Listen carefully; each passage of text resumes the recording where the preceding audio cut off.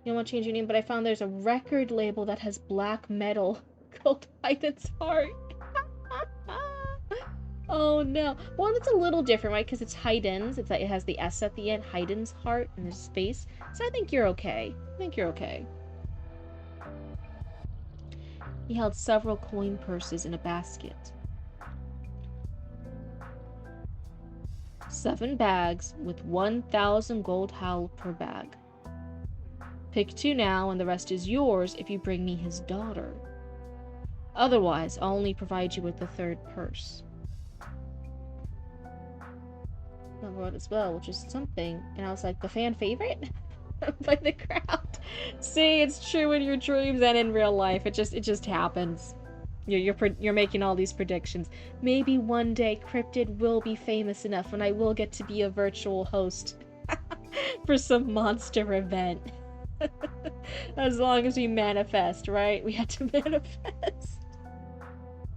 What, before I get to be rich, big and rich and famous enough to be a host for a monster fighting event in a flooded world, what events would you guys want me to be a hostess for? Manifesting. Well, the papers must add to a pile and burn. Spit those out. Those aren't your papers. Crumb cakes, drop it. Drop it.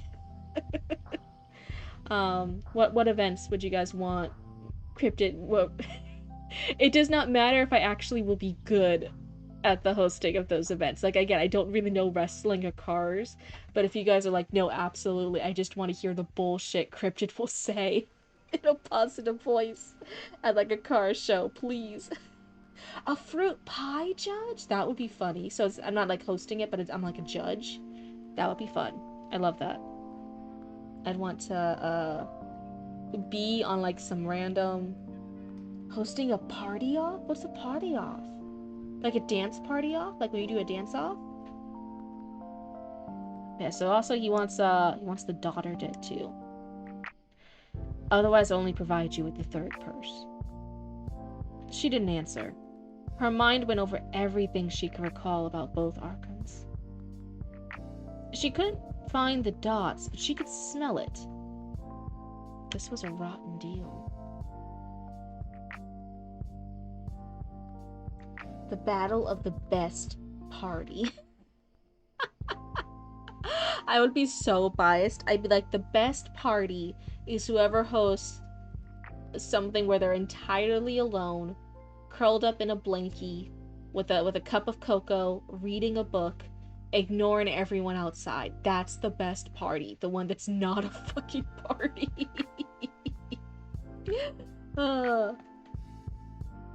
Looks back Nog on papers and mouth confused. You know, don't be confused. You know what you're doing. Drop them. They're not your papers. They're not your papers. Give them back. Spit them out. Oh no. You have to have your own paper. If they're your papers, you can eat them, but you can't steal someone else's papers and eat them. That's not nice. They don't want drool on their papers. Fucking one of my cats, Monkey, she loves licking papers after I write on them. She likes the ink from pens, and I like writing in pens, so she'll try to lick the ink off paper. So I had to like hide my journals and my notepads and my to-do list from her, because otherwise she'll try to lick the ink off, and I'm like, Monkey, that's not how that fucking works. I love you, baby girl, but what the fuck? You gotta wash them first.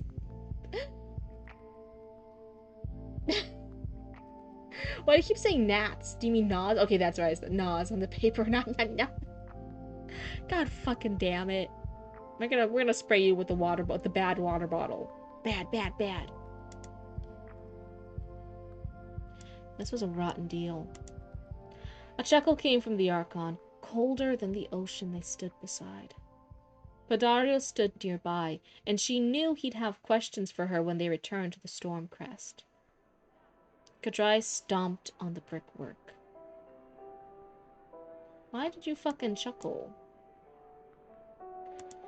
Kadrai stomped on the brickwork. His servant strided straight and squinted at her. She tentatively grabbed a bag, checked its weight, and passed it to Padario. His skills with stone magic surpassed hers. She would stick to what she knew best, motion magic. So she opened a small channel. Only for a moment. With that swell, she gave the air surrounding them all a quick burst that cleared the loose snow away. She smiled for 2 reasons. Orsil had staggered. But the servant hadn't even blinked. Somehow, his grimace only grew tighter.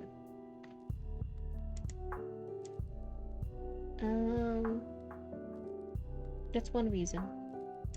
Wait, what?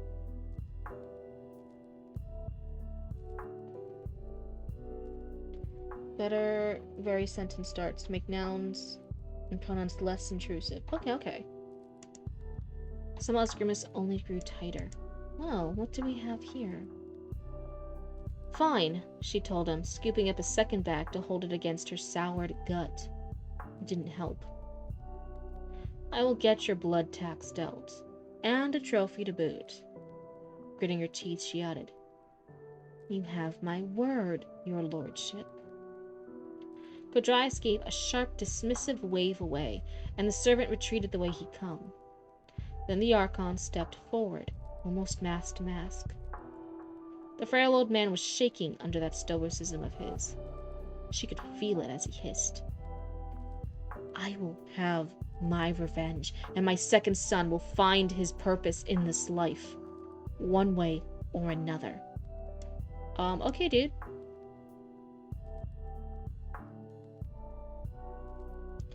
Rubs papers on fur and places them next to... Why are you... I don't want these.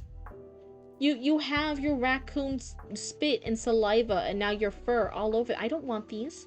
No, take them back. Take them back. I don't want these.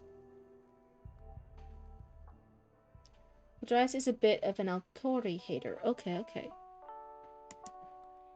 Sturdy as she could, she held him in that silence until his shoulders tensed in the wind. She stepped aside and proffered him his party.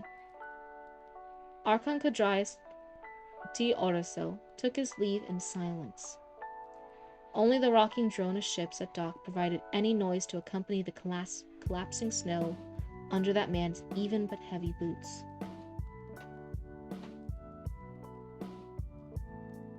What is happening with Cromkick? Give me Lord. He stole papers and he's eating them in his burrow, and then I told him to stop, and now he's rubbed them all over his fur, and now he's setting it next to me, and I don't want, why, gross. This is the word, I don't want this paper. This is why I said you shouldn't eat the papers. It's gross. Now I don't want them. You can eat your own papers, you can do whatever you want with your own papers. Why he roleplaying as a raccoon? You guys are all raccoons, what are you talking about? You guys are all raccoons. Look at this, the baby raccoon, he's one of you guys. Oh, I threatened to spray the water bottle, so you're giving it back? It's a little too late, buddy. It's gross now.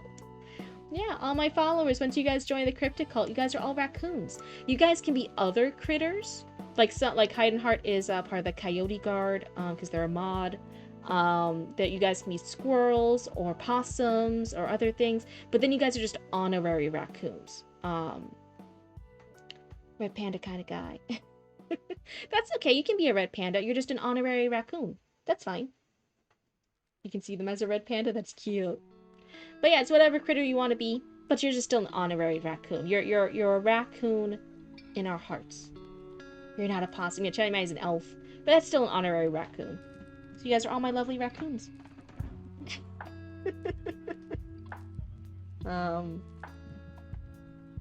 So anyway, but yeah, Crown Cake, I don't want these papers anymore. They're all gross now. They're all gross. Take them back. They're your papers now. Just don't steal anyone else's papers. Just have your own papers and you can eat them. You're Raccoon the Raccoon. Oh no. Red pandas are just bigger ginger raccoons, appearance-wise. Oh, thank you for the posture check. Everyone, go ahead, unshrimp your spines. Go ahead. I know you're hunched over. I know you're leaning over at a weird angle. Unshrimp them, right? Get nice and straight. Get real. All those Those bones get back into their proper place. And again, remember, if you are the proud owner, if you're the proud caretaker of your own pet skeleton that you've adopted from a local crypt or cemetery, remember, adopt, don't shop. If you've adopted one, make sure you're also checking their spine, okay? If your spine hurts, their spine might hurt too. So we just want to make sure all of our little skeleton critters are all taken care of. You have a hydrated dihydrate? Thank you. Here's your sippy. Okay. Cryptid, how'd you know I was hunched over?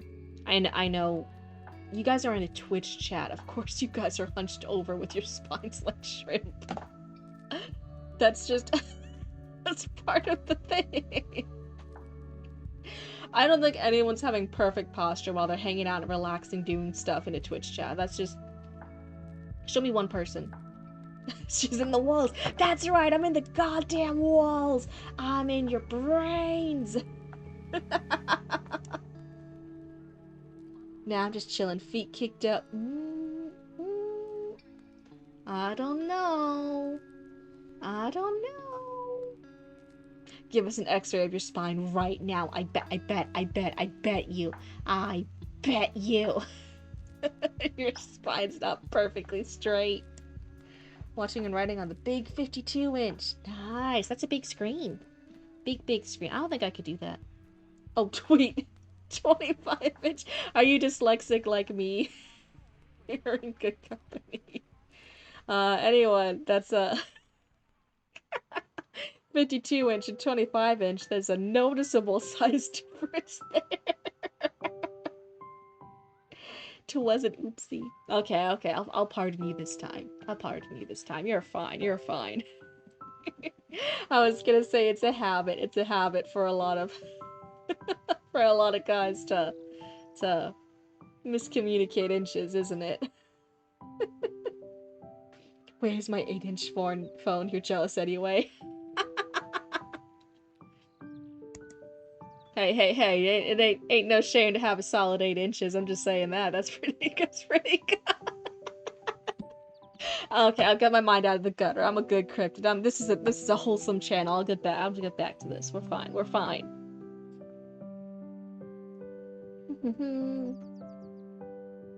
Let's see. Under that man's even but heavy boots.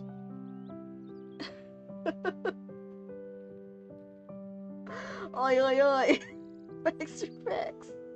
I thought that conversation was between men. we ladies, we know everything you fucking guys talk about. We know. We fucking know. How dare spoke of the words of masculinity. I know what you guys talk about. You wanna know how? I'm in your goddamn fucking walls! Oh my god. You won that conversation, by the way. Hey, at the end of the day, I'm still in the fucking walls! You do all your writing on your phone? I don't think again, I'm very much a pen and paper type of cryptid. I write during November and stuff. I write on the screen for you guys for stream, because it's easier. But no, in real life, I'm a pen and paper kind of cryptid. Cryptid, what have you seen? I'm not answering that. One, because sometimes I forget things. So even if I did see it, I probably forgot. Try it with an ink and quill. Ooh, that sounds fancy. Methodical. There we go. I'm like, I'm too dyslexic. I'm like, as soon as I see the word, I can't say it. But I'm like, nope. Just black it out. Methodical type shit. Nice. I'm not answering that. So everything. I'm not answering that. I plead the fifth. I plead the fifth. Let's see. Padario lifted his hat for the passing Archon, who only eyed him top to bottom and back again. With a shove of his heel, Padario slid in beside her. That man smelled of piss. And I feel like vinegar now, Madame grumbled, her shoulders dipped. watching the stubborn fool ascend his steps, then looked away, heading for a bow.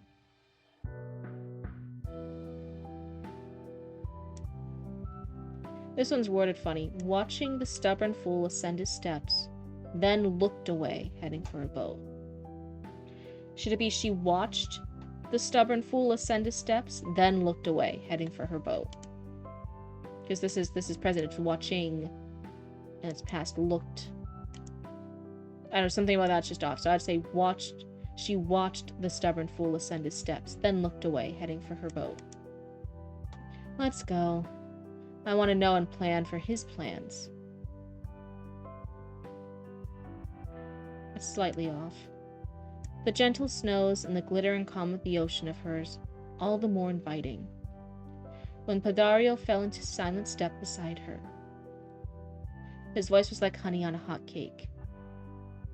Did you know that Lady Orasil has been bragging about her second son's betrothal all night? I'd not be opposed to a typewriter, but I would make errors all over. But currently fountain pen it is.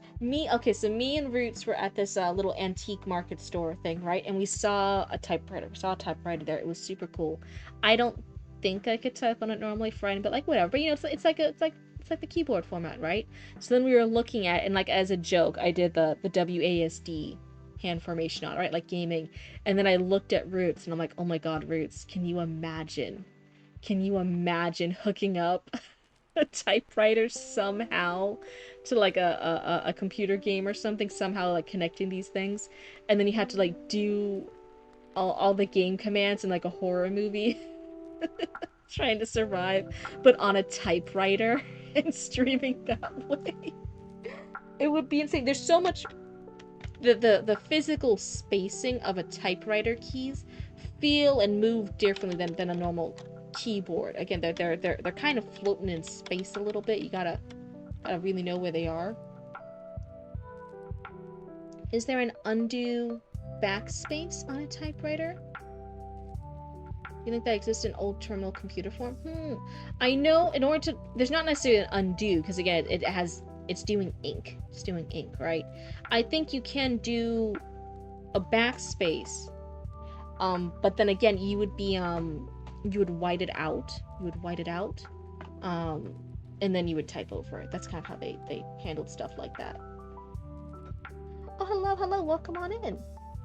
So I have an idea for a story I want to put together, but I am stuck on word 1 because I can't think of what to call my main characters. Because the story is supposed to be an alternate Earth. I don't know how I'm supposed to name people on our planet. Just on ones and universes I create. Simple fact. 1, don't write it as if you're writing the fully finished manuscript that you're going to see in a book. Literally, right, you can see in my thingamajig here. Hold on, I'm going to go back to my Wi-Fi screen. As an example, when I show like people like how do you write stuff? How do you do a rough draft? How do you just write out scene ideas? Where was it? I had, let me see. Blah blah blah. I can't think of a cool intro, but it should introduce my main character. Bitch has no name yet. After she has killed the dragon. Now is that actually gonna be her fucking name? No. But is it? You can have a stand-in. You'll just call the main character main character. You'll call the main character if they annoy you. Main character who pisses me off. When you have another character, you'll be like, okay, this other fuckface who showed up, who I also haven't thought of a name yet. It sounds like a legit name. Please, no, but yeah, bitch has no name yet. That's in my dragon one, that in my necromancer dad stories where a guy didn't realize he had a daughter for years, and he only discovers he has this grown adult daughter from his ex's ghost when he goes over, but she's already dead, so he has to resurrect his daughter, breaking all these laws, and death is going to come after him and stuff, right? I've plotted out so much of that story. Do I have their names yet? No. He's still fucking necromancer dad, who pisses me off. And then every time I don't know what his character's going to do in a scene, I just keep writing walls of text insulting him and calling him names. Like, okay, Necromancer Dad, if you don't figure out what you're gonna do in this scene, I'm gonna make you bald. I'm gonna make you ugly. I'm gonna have wrinkles on your face that form the word loser across your forehead. I'm gonna do this. How'd you even get with that witch lady to have a daughter? You have no. I'll just keep insulting the character until I figure out what he's going to do, and then I'll just write the next paragraphs like, listing what he's gonna do. That's how you do. But don't stress yourself out trying to write it like it's the fully polished manuscripts you see on bookshelves when you go into a store. Literally just do like this. I indicate how Dragon Lady responds yet. Maybe the finishing move, a sword through brain, I don't know. Then I said, fuck it, I hate that intro. Instead, I'm gonna skip ahead. What I wrote can be a flashback later. The first scene will be at a tavern, D&D style. And I like police resort, but she's a secret dragon lady. No one can know she's a dragon because of dragon racism, right? I was just writing down scenes, and then I wrote another idea for an opening scene after she killed the dragon. And I always say, don't delete. Just start the next line. You just keep writing a secret dragon and a secret tunnel, secret tunnel, secret tunnel. But yeah, that's how you approach it. Don't waste your brain cells trying to write it perfectly the first time, because you're gonna be rewriting scenes, you're gonna be swapping out characters, you're gonna be getting rid of characters, you're gonna be changing the timeline, you're gonna be changing the setting, you're gonna be doing so much stuff in the first few phases of your story. Just write it quick shorthand, just write the scenes down, just write what has to happen. If you get a cool line for a bit of dialogue or a description that you really, really want to write, just write it down right there in the middle, then just continue shorthanding the scenes and what's supposed to happen. Anyway, but yeah, that's my news. Again, you don't need the names yet, just write them. Bitch has no name yet. Second bitch who has no name yet. This motherfucker who also doesn't have a name yet. Just keep giving the things. Side character number 1. Side character number 2. Bob McFerguson. Because that's side character number 3, but he gets that stand-in name. Just do random bullshit. You can always figure it out later. Opening a store in a tavern, you had to do that too for your pirate story? Oh, that's funny. A true destined hero would have. Straight out of Florida. Oh, don't make fun of me. Get out of here. You're banned. Just when I had a dream that my wife and I died and had to fight an unseen horror to save the world and come back to life. We had to do that in 16 days, and we wasted 14 days ignoring the being that had been trying to tell us what we were supposed to do. That's funny, that's funny. But yeah, right now we're reading someone else's story right now, so hold on. I'm focused on Foggy right now, but this is cool though. But yeah, if you want to share your writing and stuff, not in stream, there is a Discord. There's a Discord where we talk about stuff writing. You can share with each other, talk with other people in chat who are also writers and authors and storytellers and gamers. And it's a little fun hangout spot. There's a whole entire writing section on it. So anyway, I am noticing here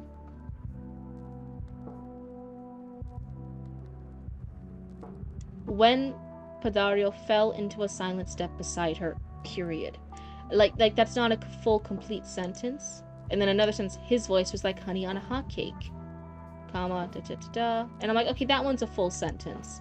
But this one right here isn't. And I was noticing it throughout where I'm like, some of these aren't full sentences. So I would go back with a fine-tooth comb, make sure all your sentences are complete sentences. That they're not like just partial cut off sentences. That always reads a little bit clunky. No, ban me, no! Banned forever. Nothing you can do about it. So anyway, let's go back down. We finished the 3 and a little smidgen pages here. So I pointed out some things as we went because they stood out to me. But let's recap here. I definitely, let's say, what was one of my earlier critiques was the character personalities. I feel like there's a lot of flexing on the description of the scenery, the environment, the snow, the lighting, the ocean, the trees, the garden. There's a lot of descriptions on everything else, and every description has to be further described. It's never just the snow fell on the floor. It's the cold snow fell on the stone floor next to this thing. That there's a lot of sometimes even overly descriptions for the backgrounds a little bit. Everything is always extra described. I think that's tripping you up a little bit. I think some of those descriptions can be removed a smidgen. I really want more vibes, more characterization from the characters.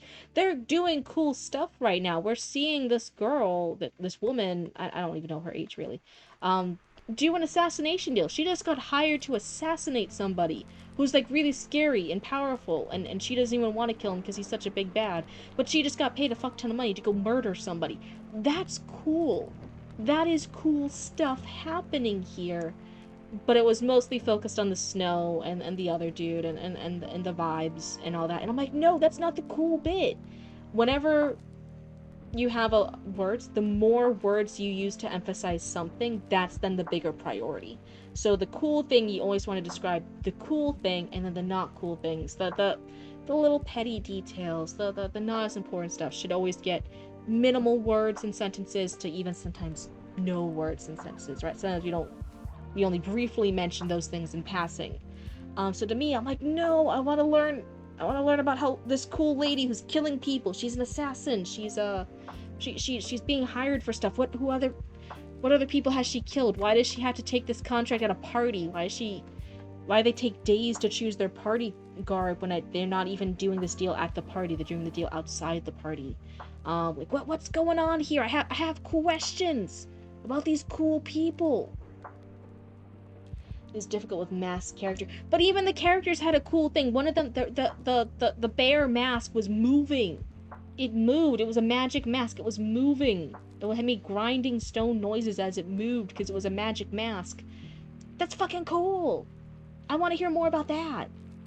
There's magic in here, but we didn't really hear too much about the magic until later on from the character. And I'm like, they have magic? She's a magic assassin? I want to hear about that.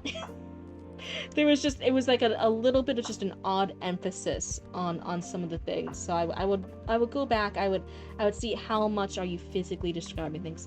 And for a tip, I do this sometimes with sentences. For people to help people find when they're doing run-on sentences or overly same length sentences. But we can do the same concept here. If you guys are ever sure, like, how can I see physically? How can I literally see on the page how much I'm describing something?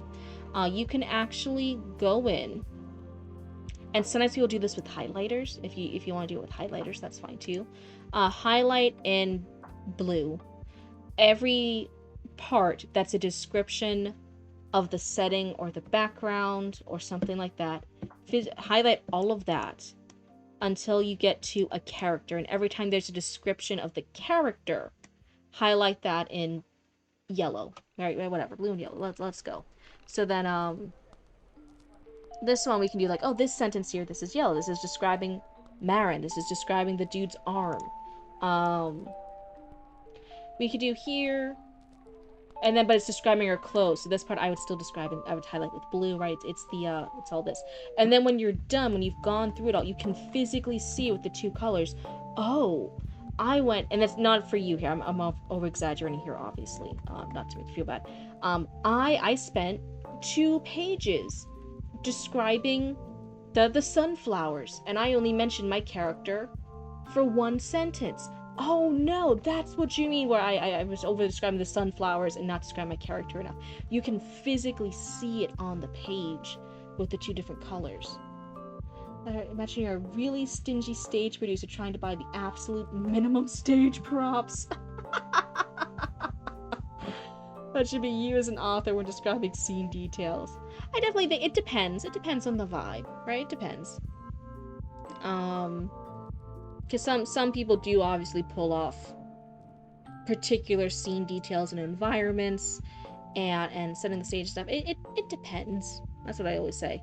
I always say, if you can pull off, if you can break any writing rule as long as you break it well. And then obviously the flip side to it is don't break it if you can't break it well, right? That's kind of the vibe. But yeah, that's my little, if you ever want to know how Cryptid does some of this stuff, especially for edits. If you're like, how does Cryptid look back on other people's pieces and see some of the stuff? Cryptid's over here fucking highlighting things in the background. That's how Cryptid fucking does it.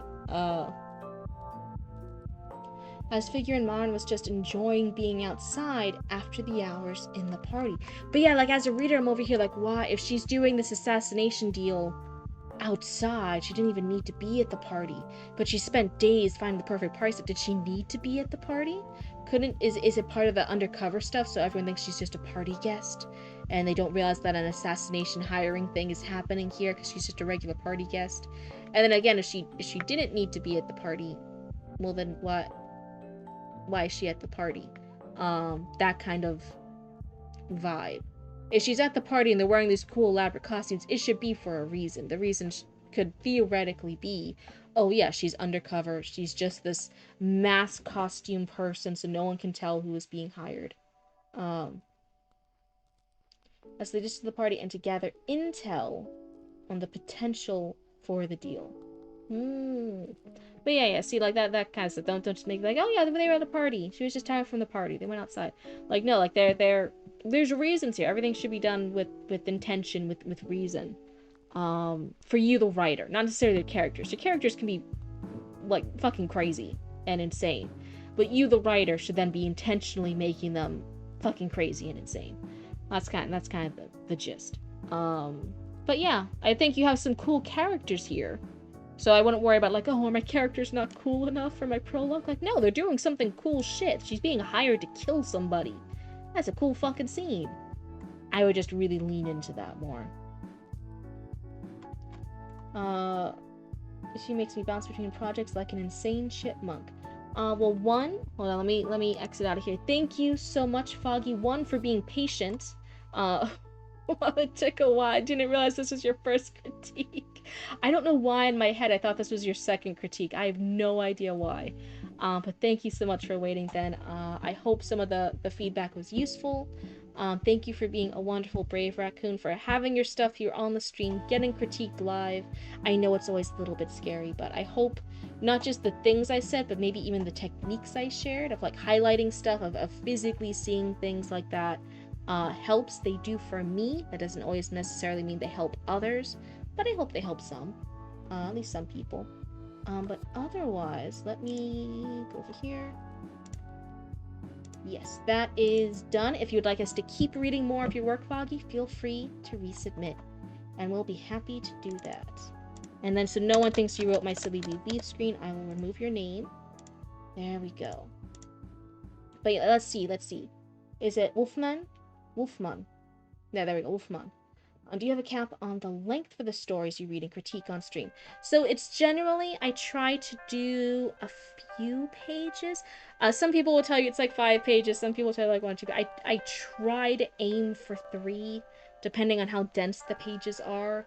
But roughly 3-ish, depending on how my voice is doing. And I try to get 2 to 3 read a night. There is a queue. You'll just add yourself to the queue. I won't read your piece until you are actually in stream. So if you're worried about missing your critique, that will never happen. It's not necessarily read in the order of the queue. It's read on who shows up for stream that night. So you could be the 20th person in the queue, but if you're the first person to show up in the stream and you're ready to have your piece read, even though you're in the 20th spot, you'll be the first person read for that stream. It's that kind of vibe, right? Because I want you to be in chat and to ask me questions, or for me to ask you questions to clarify, and have that little back and forth, that little talking back and forth, so we can figure out and give good critique and give good feedback that you're looking for your writing. So again, you can submit 9,400 words. I might not read. It's kind of like a page limit thing. It's a vibe. And now see, there's a glossary. I don't know if I necessarily need a glossary.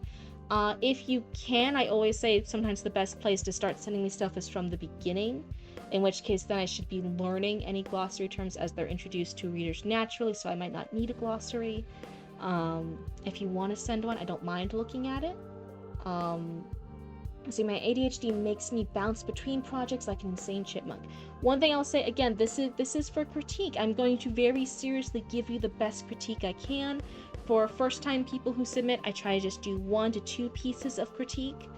If you keep submitting over and over again, sometimes I'll start giving you more critique because I realize you can handle it, that you're showing up, you're generally looking for critique. I can give you all the critique I can after that first stream. That's like 19 pages. Yeah, so I won't read a full 19 pages. I'll read 3 pages at first, depending on the state of it.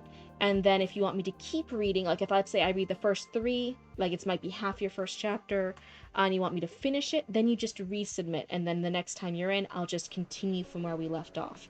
And multiple people have done that. We've gotten through like almost book-length excerpts from people just submitting, and then every time they're in queue, I read a couple of their pages, and we've gone through multiple chapters for some people because they show up and they submit their stuff, and I just keep reading. I give them feedback, and that's totally fine. Some people even submit their first stuff, they get their critique, they then apply that critique, and then they resubmit. They're like, hey, can you reread the first chapter again? I know you already read it, but now I applied the fixes, at least I hope they're fixes. Can you go in and see if I fixed it?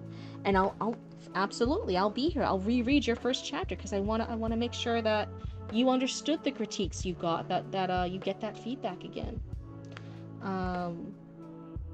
But yeah, that's kind of the vibe. I wish I had a writing mentor telling me what I'm doing right and wrong as I go. Sometimes it's just that little inner critic in your head. Sometimes that inner critic isn't always helpful, especially if they're keeping you from writing. I always say, like, hey, just get the thoughts down. You can fix it later. You can just get all, even the shitty ideas, get all the ideas out of your brain, get them out of your noggin. You can fix them later.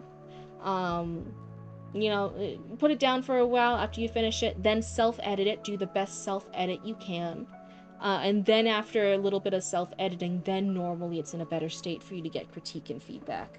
Especially from something as like a writing mentor who you normally want to show, like, hey, yeah, I'm not just writing bullshit and expecting you to fix it. Like, generally, here's my best attempt. Show me how to reach the next level.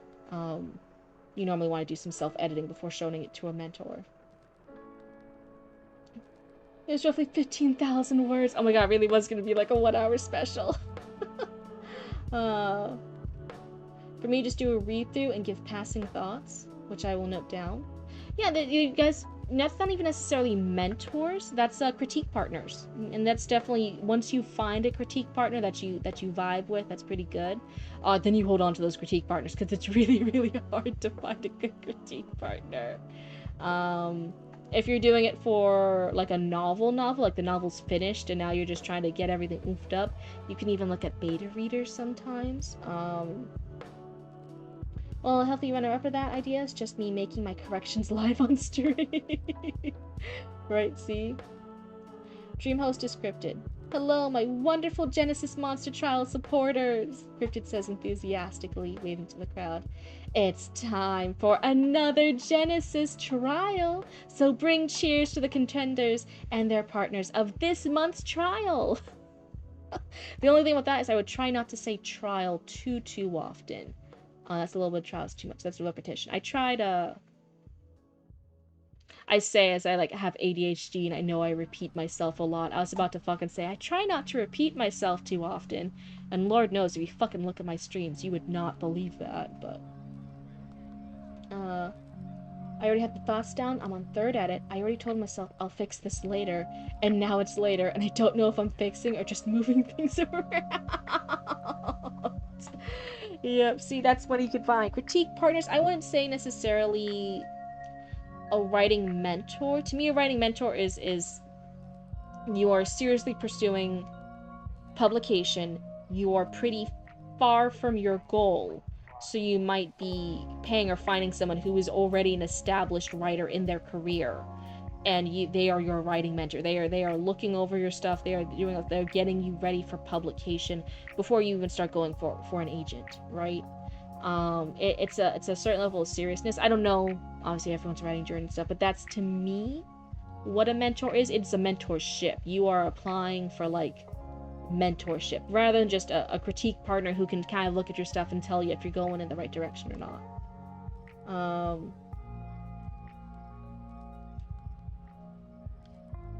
I looked, and the one I was thinking of is about 3 pages for the prologue, 4 1/4 pages for the first chapter, Almost 5 for the second. Yeah. They just keep getting longer. It's funny. Um, but also, as someone was it Zatra mentioned it, like doing the edits or the corrections live on stream. Part of it, and I just want to let you guys know too. I've mentioned this occasionally. I don't think I say it enough. One of the things with a critique, because again, sometimes when you do find a critique partner, they or a critique writing group. This is kind of how I format the stream. Like we're a little critique writing group, all hanging out together, and we're all taking turns getting our critique and our stories read. Sometimes that, just like in the stream, right, we can't get to in one stream in one sitting the every single piece of writing for all your novels or your novel, whatever, done. Sometimes you might just get a critique on the first chapter or on the prologue or on your short story from last year, right? You might just get that critique. And then people will fix it and they'll be like, oh no, I'm stuck again. I still need a writing critique partner to keep critiquing every single other chapter I have of everything ever. Genuinely, when you get a writing critique, they'll giving you the exact instances, but they're still giving you useful advice. So they might point out, oh, in this one particular instance, your dialogue is off, right? The dialogue doesn't make sense. It doesn't sound like that character.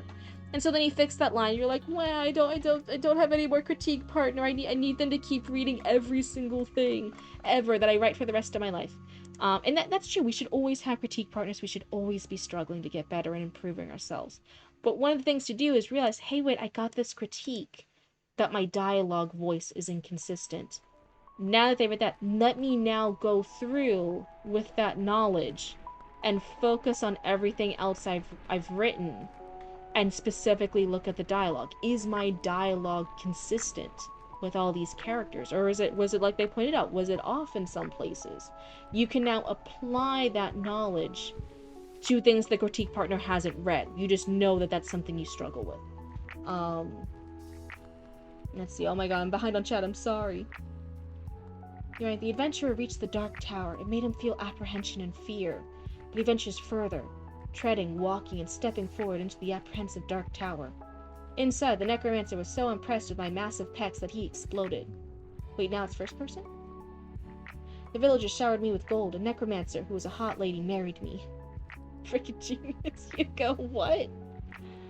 What color complements your blueness of blueba?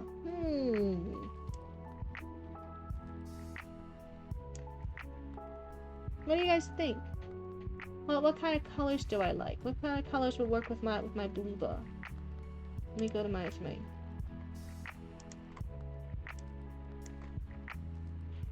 should my secondary color be yellow to go with the eyes that have a little hint of yellow?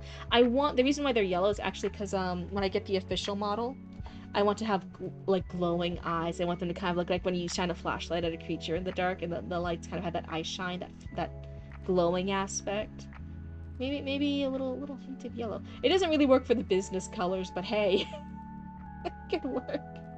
Are we having fun? Hi, Roots! For everyone new in chat, yes, this is my younger sibling. This is my business partner. That's Roots. I know their username is Knitbone, but yes, that is Roots. Hello, Commander Roots. Or red like a rusty hue? Maybe. What do you think, baby raccoon? Hello. Go orange and have a complimentary color. Oh, Mama Cryptid's gonna make fun of me if I choose orange. Mama Cryptid loves orange. Their number one favorite color is orange. So then if I steal it, they're gonna make fun of me.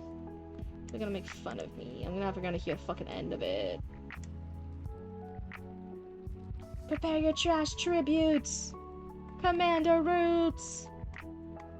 Oh, hey, Roots, do you want to hang out soon? We can keep watching Manor of Sleep. Fatal Frame Manor of Sleep when I'm done. Yeah, I'm Cryptid. They're Roots. Together we're Cryptid Roots. And it's actually our business. Before I started streaming, Cryptid Roots is actually an embroidery and apparel business that me and Roots run together.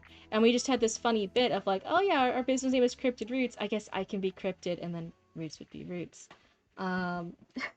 Knit boots. Banned. Ban triangle. Instant ban. Perma ban for life. Once you see it every... Oh, yeah, they do that opposites. But again, I'm just not a very orangey person. And it's hard because our business colors actually aren't blue. I know the Cryptid model is blue, and now I love it. I'll never change it. She'll always be the blueba. But our business colors are definitely not orange. You'll see our business logo. It's the deer skull. Actually, it's the creamy beige and the black silhouette of the deer skull. You found this emote? Oh, that's cute. And then for branding for photos, it's black, white, and then hints of green and hints of red. Those are the normal colors we do for our booths, for our markets, to keep it that little gothic witch vibes. We do the green and red and then black and white. Those are kind of the brand color schemes for the business. That's Cryptid Roots. And then here on stream, it's of course it's blue. Everything's just so not correlated. Everything's so different from each other. I need to find a way to make this all more cohesive. But I don't want to change our business branding colors to blue because I love our fucking store logo. That is the most expensive piece of art I've bought to date. Because again, I had to, since that's our official logo, I had to buy the commercial license use for it when I commissioned the art from the artist, which I'm not mad about. I obviously love that I can pay artists sometimes. It's a huge privilege. But whoa, that was that was an expensive piece of artwork. Getting an official logo made for us. Oof. Oh, that was big boy money for the business. And but yeah, I love it so much. It's so good.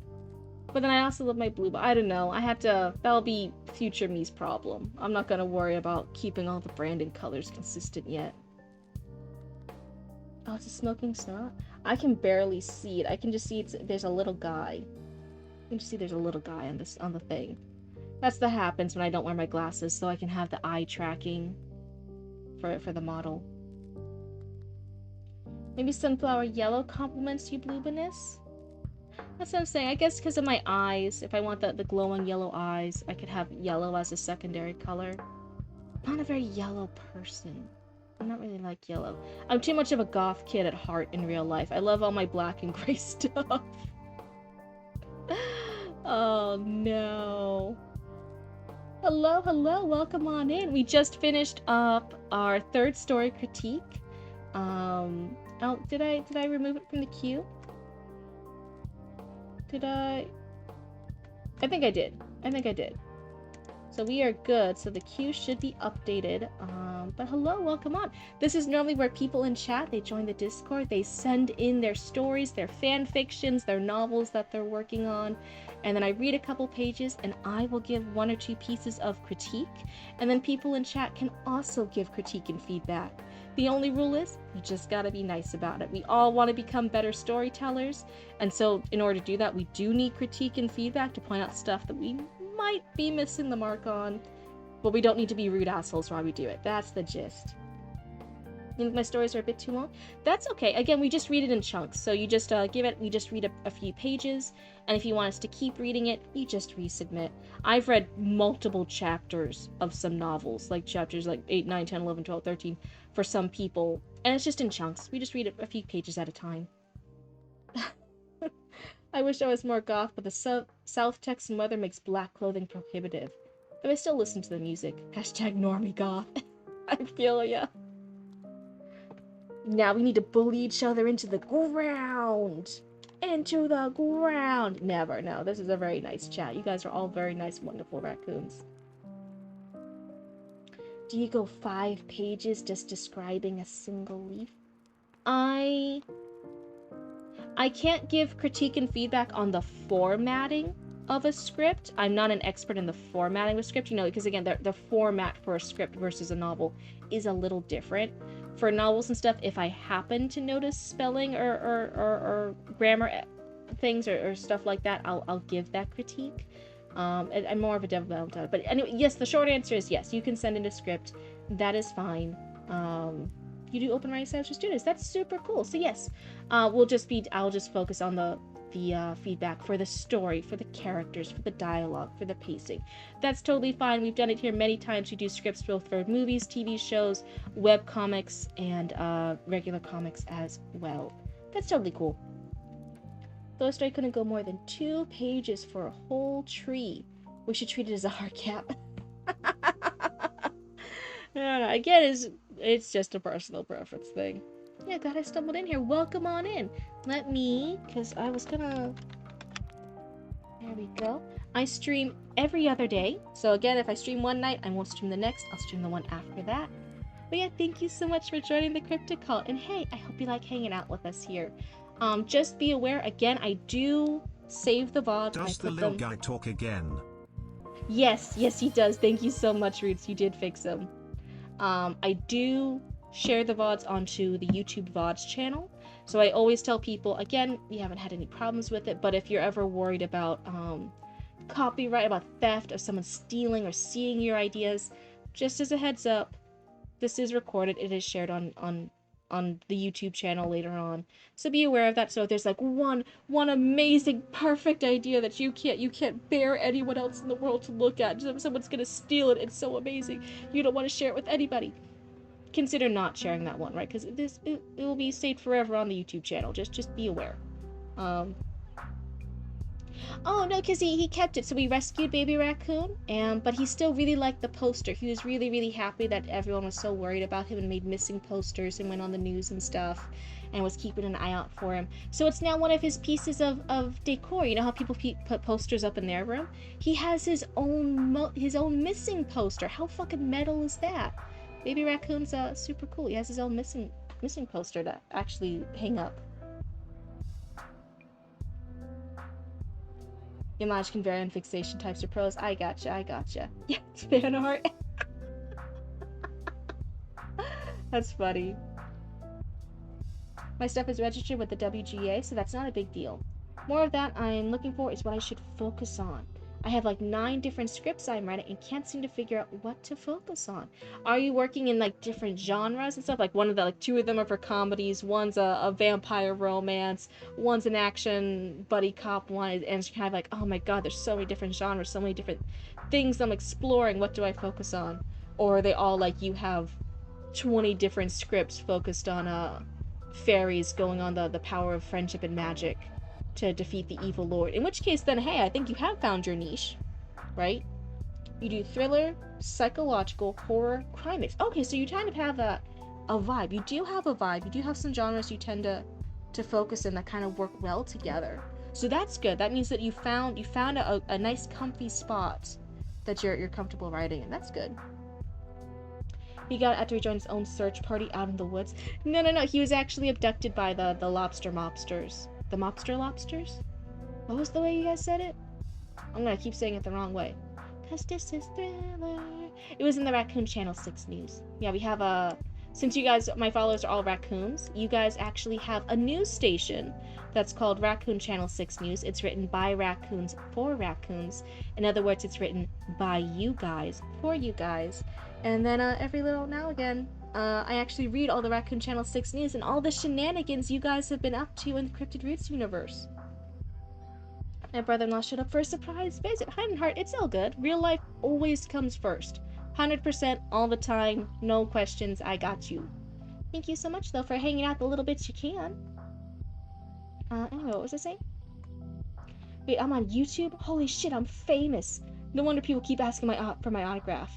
Well, they didn't really, but I'm sure they wanted to. Yeah, they were just too intimidated. They're like, oh my god, Hugo's too famous. I can't ask Hugo for an autograph. That's too cringe. They're gonna spit on me. Ah!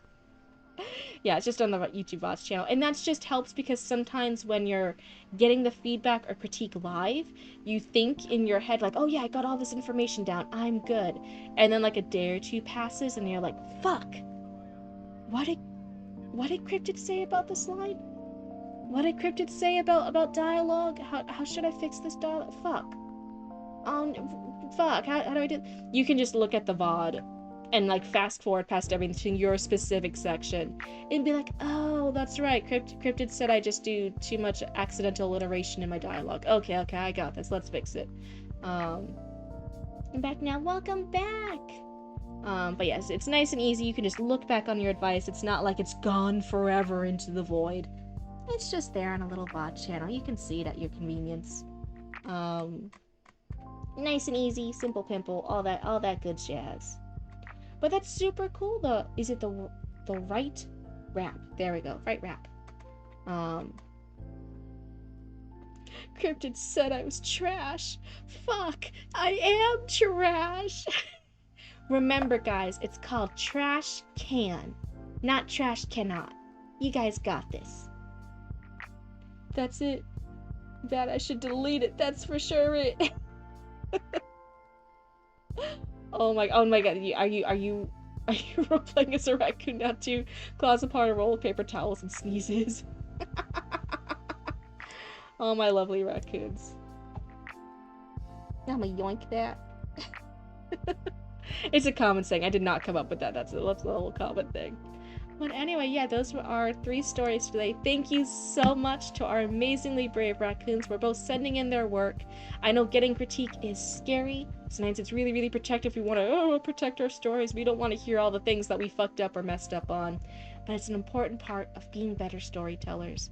And for all you guys who do the extra mile of, hey, getting your critique done here live in front of a blooba and a baby raccoon and a whole Twitch chat. It's extra scary. But I hope, because we did have a few people on here this time, it was their first critique with us, that you guys realized, like, oh yeah, it's actually not that scary. It was pretty okay, actually. Trash cannot still, this is where you belong. Of course, you're raccoons. That's the best place to be. Got raccoons at work who have begun to be born without tails. I'll try to get a picture someday. Wait, what? Oh. You don't exactly have a choice with the critiques, Cryptid? Wait, what do you mean? What? On Discord, I'll write in the hour special. Oh, that will be neat.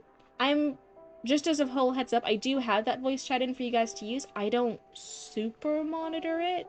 So if anyone, again, just rule of cool, be nice, be cool in there, hang out. It's still okay to swear, don't use any slurs. I'm trusting you guys to behave, be nice, that's all. Oscar the Grouch, love trashed. Be the kind of trash Oscar would be proud to be friends with. Oh, to get published, I mean, that's right. Okay, I was like, wait, what do you mean? But yeah, so that is a wrap for today. So I will see you guys next time. We will continue with the story critiques. Sentry has some new raccoons in chat today. Yes, there is just a Discord. You'll join the Discord. There's not a lot of rules for the submissions. It's 2 main rules, right? No generative AI. And thank you for the follow. And hey, I hope you like hanging out with the Cryptid Cult. And then again, mature stuff is okay, just no outright sex, smut, porn, spicy scenes, that kind of stuff. I'm not a hater of them. I just get too embarrassed reading them live on stream. It's embarrassing. You're gonna make my model blush. I can't do it. So those are the only 2 real rules. And again, I'll read a couple. I won't read it without you here in chat, because again, I want you guys to be able to ask me questions, for me to ask you questions, for us to have that back and forth while I'm giving you a critique. So feel free to submit it, and don't worry about missing your window, because it's not done in order of the queue, it's done in the order of who first shows up. Wraps. Serving now for after party. Oh, may I ask a quick question? Yeah, what's up? Trash can by Dandelion Wraps, serving now for after party. And then they held hands. Banned. How could you? That's too mature. You're currently working on 2 outlines. Tell me what you think is more interesting. Okay, well, this will be a personal thing, so take whatever I say with a grain of salt. So, A young female college student receives a heart transplant and, while doing so, has a near-death experience. After recovery, she begins to be haunted by unknown woman. The twist is she received the heart of the unknown serial killer, and the ghosts were his victims who have yet to be found. Ooh, I kind of like that twist. Or B, a post-apocalyptic story from the perspective of 7 hospital workers who suddenly, with no... Oh, wait. Wait, it cut off? Yeah, there's more. It got cut off. I don't think I can expand it, right? When people fall asleep, they die. Wait, what? With no explanation, when people fall asleep, they die. So they do what they can to stay awake while facing the traumas of their lives, careers, and the now post-apocalypse. I feel... Oh, there's just a text limit. Yeah, that's fine. I feel like the going to sleep and you die thing. It's been a bit of a trend recently. There was both the oh my god, you guys. There was the edge of sleep thing with the markipliers, and there was also the someone help me. It has dream. It has the god. It was a the god of dreams was captured in the living world, and then people who couldn't have dreams now were going crazy and killing each other. The Sandman. Thank you, Hide and Heart, for having a fucking brain cell when I don't. So I feel like it's being done a little bit, where people wouldn't. Oh, did The Walking Dead do it? Oh no, I was thinking of like literally falling asleep and either going crazy or dying. So that's good. You haven't read a single novel. Not even a Dr. Seuss book. Come on. But that's one. That's also a TV show. It was a comic series, so I don't think it was a novel. It was a comic series, and then I think it was a novel, and maybe question mark. I don't know. But anyways, it's a super popular TV show. That has multiple seasons, and a lot of people liked it. Both of those are famous. The Markiplier one, Edge of Sleep, and then the Sandman, both very very famous ones. So I get nothing out of reading it all. Huh, interesting. So that's why I'm like, oh, out of the two ideas, me personally, and again, does it really matter what I personally think? No, it depends on what you want to write. Depends on what you want to be known for. What stuff you want to focus on. But you asked for my personal opinion, which means nothing. My opinion means fucking garbage. But my personal opinion is, the sleepy one. It's been done a little bit with similar concepts, not necessarily in a post-apocalyptic hospital setting, so that could be neat. But out of the two, I really like the idea of the woman who got this organ from a serial killer and is now being haunted by his victims. How do you even go from there? Do you start like helping them? Do you start finding their missing bodies? But now the police will be questioning you, like, why does this random chick know where all the bodies are buried? Did she kill them all? Right? I just feel like there's some fun directions to go there. I think it's a fun twist on the haunted, seeing ghosts a little bit. I think it'll be fun. I just get darkness. Thank you. I appreciate that info. All good. And hey, at the end of the day, personal opinions are just personal opinions, and they can personally go into the dumpster. So if you disagree with me, it's all good. Don't worry about it. You also think Concept A is dope? It could be super fun. I really like the idea. I think it could be some cool concept you can do, either with the cops now questioning the lady if she does start trying to reveal where all the bodies are buried. If the victims are now haunting her, she's being haunted and tortured and tormented by ghosts for something she didn't do, which could lead to very cool like horror sequences. How else would you do this? Maybe even, do you now not try to call the cops? Do you just try to dig up the bodies and like leave them out in the open for the cops to find so they don't trace it back to you?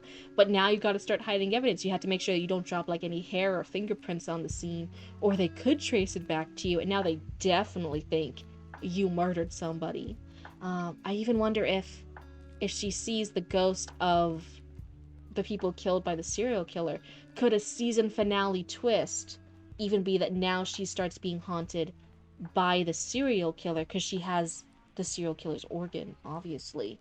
So maybe the serial killer's mad at her and can maybe even start like a possession sequence. Maybe he tries to make her kill more people, etc., or starts leading her astray. He pretends to be a victim. Be like, oh yeah, help find my body, I'm so sad. And really he's trying to get her in jail for his crimes because he's a sick, sadistic bastard. There's some fun like ideas you could spin out from it. Like a really good cop. Oh, I didn't even think of the idea. She could be the cop herself, somehow breaking open all these cases, and all her cop buddies are like, oh, Samantha, how are you doing this? And she's like, don't question me. That could be an interesting angle. How does this 20-year-old know where the missing murder victims from 30 years ago went? Find out in our new BuzzFeed Unsolved article. Oh, nice. I like where your mind goes. Yeah, it's just fun little bits. I just think there's a, for me personally, I'm like, oh, that's a little fun idea that scratches that itch in my brain. I see a lot of potential with things you can go off and do stuff with it. It's a fun little bit. Supernatural episode material. Definitely fun, definitely fun. New to the force, has a heart attack and gets an organ that literally haunts her. Ooh. That was a good little ooh I did there. I didn't even mean to do it that well, but that was actually pretty fucking good. Did I tell you guys? I cannot do it now. Nobody fucking asked me to do it. I was on a walk with Mom of Cryptid a few nights ago. We like walk in the evening, because there's some good, clip it. Yeah, somebody clip that. That's the only good ooh I'll ever get to do. But we were out walking late at night, and there were signs of owls. We knew there's some owls in our neighborhood, but we knew there was some nearby, but we weren't seeing them. So Mama Cryptid tried to do a little owl call. Fucking failed. Horrible owl call. Like 0 out of 10, no owl would ever come over to check out what the fuck that owl was talking about over there. Horrible owl bird call. And then I'm like, oh, is that an owl bird call? And Mama Cryptid's like, yeah, but it was really bad. You could try one if you want. And I'm like, oh, okay, I don't know. And same as the accents. Sometimes the accents I pull for your guys' Raccoon Channel 6 News are good. Sometimes they are not good. It's just a roll of the dice. The roll of the dice favored me that day. It was the first time I ever tried to do an owl call in my fucking life. And it was a fucking solid, like, 7 or 8 out of 10 owl call. Like, I fucking blew it out of the park. It was fucking great. It was great. Anyway, we didn't see a fucking owl. They did not come to my owl call. But it was a still really good owl call. It was pretty fucking good. You have another pilot that I've already submitted to studios, as well as a feature script. But I'll certainly pick brains for concepts I'm working on. Creators are so hard to find. And that's why I really like this channel, this little stream setup I have. I did not start streaming with this intention. It was gonna be a sewing stream channel, actually, if you can believe it. It was gonna be sewing stream and patches stream for the business. But no, I think finding good critique partners, people willing to take the time and give genuine constructive advice, not just bullshit, not just saying, oh, I like it, or I don't like it. Like genuine, I'm going to read this, I'm going to think about it, and I will give you advice, stuff that I notice. It's really, really hard to find those kind of critique partners. And I for my writing, for my creative stuff, I grew so much from people giving me good, honest feedback, good, genuine feedback when they focused on my stuff and they were telling me how to improve my craft. And that's what I want to do. I will always give the critique that I would want to receive, if I was in your guys' confused owl faces. Give a demonstration. No, like I said, it's a roll of the dice. At that time, I did a good owl noise. If I rolled the dice here live on stream, it'd probably be a 0 out of fucking 10 bird call too. It'd be horrible. Oh, dang, we gotta hear it now. No, you don't. That's like, oh, that owl's already checking on the sick one over there. We're gonna need to call the owl emergency services. I wonder if that's what fucking happened, because we do genuinely see owls every couple of nights in our walk. They're super cool. You were gonna be a cartoonist until my drawing skills stalled out and I concentrated on writing. 20 years later, here I am still bashing out stick figures and with dozens of novels with a test written. Oh, that's super funny. How cool. I always thought this was supposed to be a sewing channel, while the YouTube became this. You know, when life gives you opportunities, I've gotten some amazing opportunities just from accepting the other things previously offered to me. You know, again, like our sewing and embroidery work has been on the Grammy red carpet twice, just because I got handed opportunities and I said yes to them. So when the stream was starting to pick up and people were wanting critique streams, I took the opportunity. I was like, yeah, sure, I can do a critique stream. And then more people wanted critiques, and I was like, yeah, sure, I can do that. And then people were like, are you going to be an editor? And I was like, I hadn't considered that before. I'll think about it. And then I looked into editing, and I took a developmental editing course, and I got a certificate in that, and now I'm learning. I've done a test editorial report for part 1 of Chatty Matty. I'm doing a developmental edit. I'm still reading for Heidenheart, our lovely mod in chat. So I'm learning it. I never wanted to charge money until I can actually like do it and actually make sure I'm somewhat decent at it. Because once you bring money into stuff, you have to actually show up and be good at stuff. So these are still both my free things. I'm like, oh yeah, I'm testing out how well can I be as a developmental editor. Um, but that's what I'm learning on right now. So again, I would have never been an editor or even tried to be an editor without you guys' support. I wouldn't have done a critique stream and done all this crazy stuff without you guys' support. We wouldn't have Raccoon Channel 6 News until like somebody wanted to do it and I said sure. Um, I've gotten so many wonderful things in life by just being open to opportunities that presented themselves. But yeah, for anyone who doesn't know, bark, bark, bark. We gotta hear the hoot? No. Again, like I actually have my degree in sewing. I went to college for writing initially, but I ended up getting my degree in sewing and costuming. But yeah, Cryptid Roots is a sewing and patches embroidery shop, and our work's been on the Grammy Red Carpet twice on 2 separate artists. Very, very cool. Our stuff has been in some shops across the U.S. We actually did some patches for a parade that opened up in Legoland in California. We did the pirate patches for that section of the parade in California. Absolute cheeks. Thankfully, I think I'm kind of nice at writing. Huh. I can do morning dove hoots? Oh, that's cute. Papa Cryptid can actually make the bat sounds.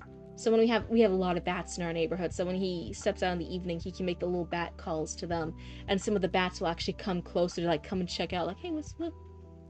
You're not bat shaped. What's up?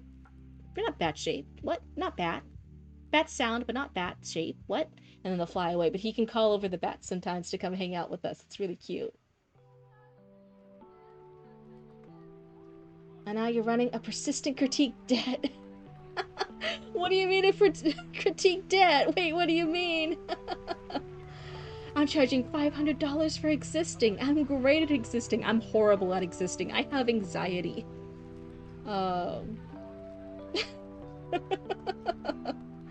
Chat, I feel like the end of that prologue feels a bit clipped, so I'll bring it to a tidier end. A round of applause for moi. I have finished the third revision of my novel. Huge congrats! That's fantastic news. Good job on doing all that work, on taking that effort, that dedication, in order to focus and commit to that piece and get those revisions done. That is huge amounts of work. You should feel so proud of yourself. You can do morning doves too? Nice. You started as a music major, Wolfman. Came out of college with a medical lab science certificate and a bachelor's in biology. Isn't stuff in college crazy? You start out one way and ends a completely different way. It's Papa Cryptid is the Batman? Oh fuck, maybe. Oh my goodness. Now do the 4th, the 5th, the 6th, the 10th, the 20th. I hope you get the gist. You know what you signed up for. Oh my god. But yeah, college is a crazy time. What was I saying? I found one issue with my edits on chapter 4. Mostly Tessie's new dialogue being, you know, I'm dying, but I will sass my daughter. While somehow not sounding like she's dying.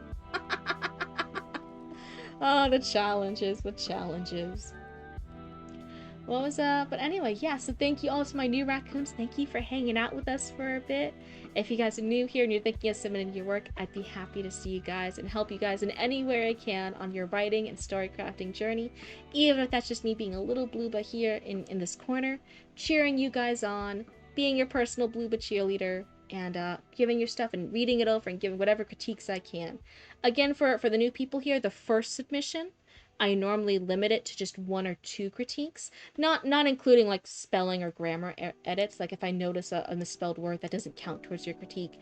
The critique's more general feedback. I'll give 1 or 2 pieces of critique, and then if you keep submitting, like I said, either to get your full chapters read, your novel read, your multiple scripts read, your revisions read, whatever it is, if you keep submitting, I'll be like, oh, okay, this person's good, they can handle critique. I start giving you more than 1 or 2 pieces of critique. I'll give whatever critique I can. That's kind of the gist. So if you're over here and you're like have 1 person and I give like 20 pieces of critique, and then you submit, you just get 1 or 2, and you're like, oh, what happened here? What was the disparity? It's just a little baby's first intro to critique. You just get 1 or 2 pieces. Make sure everything's good. Make sure there's no hurt feelings. Make sure you don't like threaten to like murder all the raccoons for saying something negative.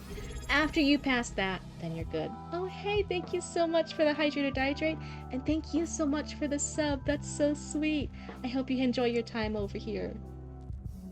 Keep submitting, and the scalpel comes out. That's right. Then I go over everything with a fine-tooth comb. We actually did that with Hidden Hearts a little bit. Again, I'm more of a developmental editor, but I try to do whatever I can with copy and line edits if I notice it. And they're querying stage, or they're at the querying stage for agents for their novel. And so I offered like, hey, I know I'm doing the developmental read for your whole novel right now, but how about we go through the first few pages that you're submitting to the agents, and let me go over and point out everything. Let me see if I can anything my blue brain. Let's go over this with a fine-tooth comb. Let's go through it. And we did all the fucking notes that we could for that. Any spelling errors, any line suggestions I could do, any line edits to make it read smoother, any dialogue changes, anything like that. We went through it. And kudos to Hidden Heart, because they went in and they fixed that all up, so that way those first pages are as good as they can be when they go out to agents. Cryptid Scalpel's mine? Wait, what? Look, yes, a subscriber. Yeah, I'm so happy. Thank you guys for hanging out with us. But for tonight, I'm gonna call it a night. I still have to hang out with Roots much more. This horror game we're watching, Fatal Frame 3, The Manor of Sleep. It's something more of my strength, a concept developer. Yep. Once you realize what you're good at, lean into it, because that's your strength, those are your stuff. And then again, those edits, those critique partners, those beta readers, those everything else, they'll help you work on your weaknesses. And then you just keep working on your weaknesses over time until they're at least mediocre. If you can get all your weaknesses to a mediocre level and just get through it, and you can like really hone in on your strengths, then you can make fucking amazing content. You can make the most brilliant pieces ever, and no one will even be able to tell that you have weaknesses. They'll be like, oh yeah, this is a fucking great story, what are you talking about, it's perfect. It's because you really leaned into your strengths, and you at least brought everything else up to snuff, so it's not horror bad. What was I saying? The tribute doesn't include me. Yeah, thank you, Ari. Thank you, Chatty Maddie. Thank you, Right Rap, for hanging out with us today. I stream every other day, so if you see me streaming one night, it's not the next night. It'll be the night after that I stream. Hang out in the Discord. I'll give you guys updates for anything, in case anything happens with the schedule. And I start streaming at 9:30 p.m. Eastern Standard Time. I will see you guys next time. Goodbye!